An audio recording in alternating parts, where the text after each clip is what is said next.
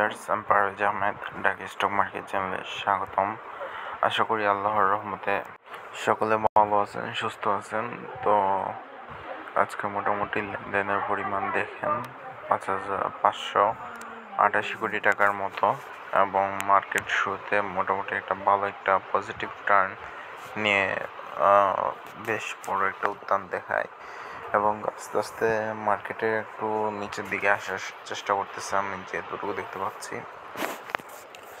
So এই হিসাব মার্কেটে যদি আপনারা মার্কেট ম্যাপটা দেখেন তাহলে দেখতে পারবেন যে এখানে ইন্স্যুরেন্স সেক্টরটাই মোটামুটি পজিটিভ আছে, পাশাপাশি ব্যাংক সেক্টর অনেকটা পজিটিভ আছে, তাছাড়া বাকি সেক্টরগুলো মিশ্র প্রতিক্রিয়া দেখা যাচ্ছে।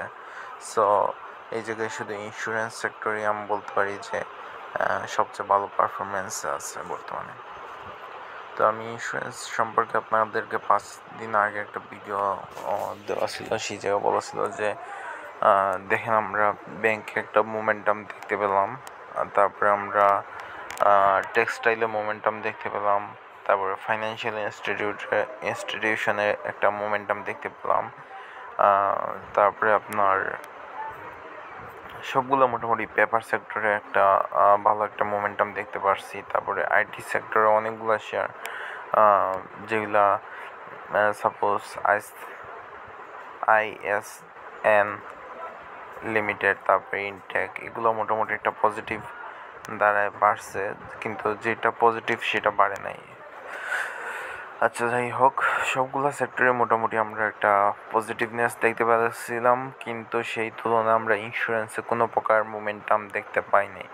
আর ইন্স্যুরেন্স এমন একটা সেক্টর, যে সেক্টরে যারা আটকে আছে দীর্ঘদিন যাবৎ এট হাই প্রাইস এখনও মানুষের ক্রয় মূল্যের দ্বারে গেছে ওই ইন্স্যুরেন্স সেক্টর, এখনও যেতে পারে না। ভালো ভালো শেয়ারগুলো মানুষ কিনছে, দাম দিয়ে কিনছে, বাট ওই দামের কাছাকাছি এখনও ইন্স্যুরেন্স যেতে পারে না। কিছু কিছু ইন্স্যুরেন্স পজিটিভ আছে, কিছু কিছু ইন্স্যুরেন্স তার নিউট্রাল অবস্থান ধরে রাখছে, আবার অনেকগুলো ইন্স্যুরেন্স তার ইপিএসগুলো পূর্বের চেয়ে কিছুটা দুর্বলতা লক্ষ্য করা যাচ্ছে। তো আমি বলছিলাম যে ইন্স্যুরেন্স সেক্টরে বেশি না 50-60 কোটি টাকা যদি লেনদেন হয় দৈনিক, তাহলে মোটামুটি আপনারা দেখতে পারবেন এই জায়গায় ভাইবটা কাকে বলে। কারণ এই একটা সেক্টর যে জায়গায় বড় প্লেয়াররা চাইলে ফুললি মোমেন্টাম করাতে পারে, চাইলে অনেক হাইতে নিয়ে যেতে পারে, আবার চাইলে অনেক লোতে নিয়ে আসতে পারে। বেশি কিছু করা লাগবে না, শুধু 10 লাখ শেয়ার যদি সেল বসে রাখি দেয়, দেখবেন যে মার্কেট এমনিতেই নিচে চলে যাবে, ঠিক আছে। আর যদি 10 লাখ বাই বসে রাখে তাহলে দেখবেন 10 সেকেন্ডের ভিতরে মার্কেট পজিটিভ আছে। একটা মিনিট, দুঃখিত। বিষয়টা হচ্ছে এরকম যে মার্কেটে পজিটিভ এবং নেগেটিভ করা খুব ইজি, বাট অনেকগুলো ভালো ফান্ডামেন্টাল স্টক ছিল যেগুলো আন্ডার প্রাইসে ছিল, ঠিক আছে। ইন্স্যুরেন্স সেক্টরের একটা শেয়ার যদি 10-15 কাছাকাছি থাকে, এবং আপনি যদি এইটা ব্যাংকিং সেক্টর বা অন্য সেক্টরের সাথে তুলনা করেন, সার্ভিস সেক্টরের সাথে তুলনা করেন, বা ফুড সেক্টরের সাথে তুলনা করেন, তাহলে কিন্তু এটা মানানো যায় না। কারণ ইন্স্যুরেন্স সেক্টর এমনিতেই লো পেইড আপ একটা সেক্টর, এই সেক্টরে চাইলেই ইজিলি মোমেন্টাম করানো যায়, ঠিক আছে। সো এইটাই আমার ছিল কনসেপ্ট, এবং আমি আমার মোটামুটি 50-60% এই জায়গায় আপনার আগে থেকে ছিল, বাট আবার নতুন করে কিছু ইনজেক্ট করে এটাকে 50-60% পোর্টফোলিওকে ডাইভার্সিফাই করছি। সো আমি বলছিলাম যে আপনাদের যদি কারো পোর্টফোলিও ম্যানেজমেন্ট করা লাগে তাহলে আমাকে বলবেন, আমি আপনাদেরকে অবশ্যই চেষ্টা করব যে আপনাদেরকে সর্বোচ্চ প্রফিট করে দেওয়ার জন্য, এবং একটা প্রফেশনাল একটা দিক নির্দেশনা পাবেন, ঠিক আছে। সো ইন্স্যুরেন্স সেক্টর সেটা কিন্তু করতেছে, ঠিক আছে।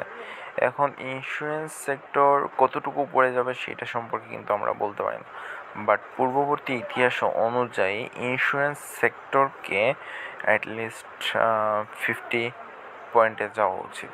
50 পয়েন্টে গেলে দেখবেন ম্যাক্সিমাম স্টকই যে বর্তমানে যে প্রাইস আছে সেই প্রাইস থেকে ডাবলের কাছাকাছি থাকবে, ঠিক আছে। তো এইগুলো স্টক এই প্রাইসে ছিল না, বা যতটুকু কম ছিল এরকম ছিল না। মার্কেটে সবসময় ট্রাই করবেন যেটা